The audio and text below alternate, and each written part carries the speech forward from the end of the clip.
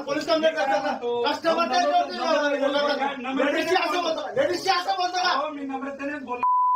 तुझी भगिनी आहे महाराष्ट्रामध्ये जन्मालेला आहे ना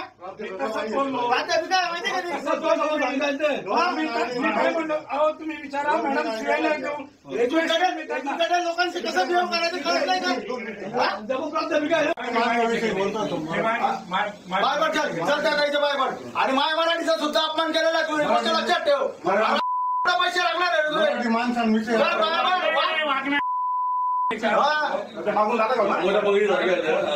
बघा सगळ्या कर्मचाऱ्यांना बघा तुमचा कर्मचारी कसा माफी मागतोय तर बघा असं मागवडेपणा करणार नाही कस्टमरच्या विरोधामध्ये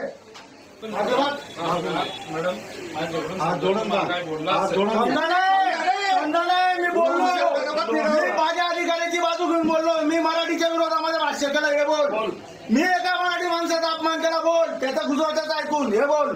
तर तुला माफ करतो नाही तर चल बाहेर तुला बजरंग बनवतो माफी नाही माय मराठीची या माऊलीच्या सोबत माय मराठीची माफी मागायची आहे तुला लक्षात घे तू पैसे भरण्यासाठी गेले होते दिनांक 4/6/25 मध्ये तर गेल्यानंतर मी मॅनेजर सरांना भेटले मॅनेजर सरांना सांगितलं की माझे पैसे भरून घ्या तर कदाचित त्यांना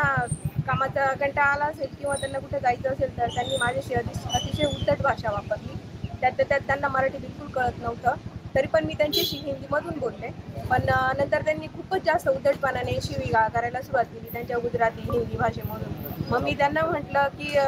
मराठी भाषेचा त्यांनी अपमान केला मी जेव्हा बोलली की मला तुम्ही व्यवस्थित समजून सांगा वगैरे तर मग त्यांनी डायरेक्ट